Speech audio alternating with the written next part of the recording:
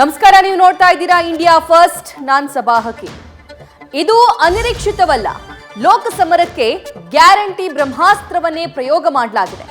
ಮಂಡ್ಯದ ಮಳವಳ್ಳಿಯಿಂದಲೇ ಎಲೆಕ್ಷನ್ಗೆ ರಣಕಹಳೆ ಮೊಳಗಿಸಿದ ಸಿದ್ದರಾಮಯ್ಯ ನಾರಿ ಮತಕ್ಕೆ ಗಾಳ ಹಾಕಿದ್ರು. ಈ ಯೋಜನೆಗಳನ್ನ ಟೀಕಿಸಿದ ದೋಸ್ತಿಗಳ ವಿರುದ್ಧ ಅಬ್ಬರಿಸಿ ಟಕ್ಕರ್ ಕೊಟ್ರು.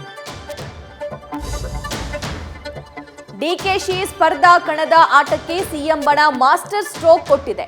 ಸಚಿವರ ಸ್ಪರ್ಧೆಗೆ ಪ್ರೆಷರ್ ಕ್ರಿಯೇಟ್ ಮಾಡ್ತಾ ಇರುವ ಡಿಸಿಎಂಗೆ ಚೆಕ್ಮೇಟ್ ಇಡಲಾಗಿದೆ.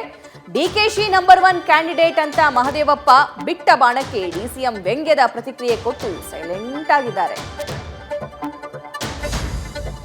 ದಳಕ್ಕೂ ದೋಸ್ತಿಗೂ ವಾಸ್ತು ಸರಿ ಹೊಂತಾ ಇಲ್ಲ. ತನ್ನದೇ ಭದ್ರಕೋಟೆ ಮಂಡ್ಯ ಹಾಸನಕ್ಕಾಗಿ ಬೇಡಿಕೆ ಮಂಡಿಸಬೇಕಿದೆ.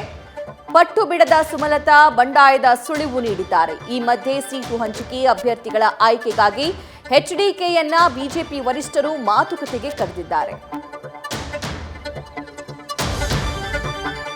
ಕಿರಿಕ್ ಸುಂದರಿ ಬೆಳಗಿದ್ದು ಯಾರ ಮುಖ ನೋಡಿದ್ರೋ ಏನೋ, ಬಣ್ಣದ ಲೋಕದಲ್ಲಿ ನಕ್ಷತ್ರದಂತೆ ಬೆಳಗ್ತಾ ಇರುವ ರಶ್ಮಿಕಾ ಆಗಸದಲ್ಲೇ ಸಾವಿನ ಕದ ತಟ್ಟಿ ಸೇಫ್ ಆಗಿದ್ದಾರೆ.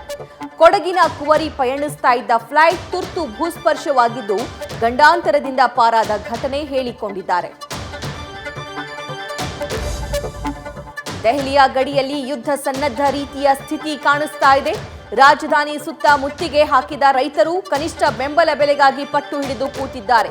ಹೋರಾಟದ ಕಿಚ್ಚಿನ ನಡುವೆ ಕೇಂದ್ರ ಸರ್ಕಾರ ಮನವೊಲಿಕೆಗೆ ಯತ್ನಿಸ್ತಾ ಇದೆ. ಆದರೆ 4ನೇ ಸುತ್ತಿನ ಮಾತುಕತೆಯೂ ವಿಫಲವಾಗಿದೆ.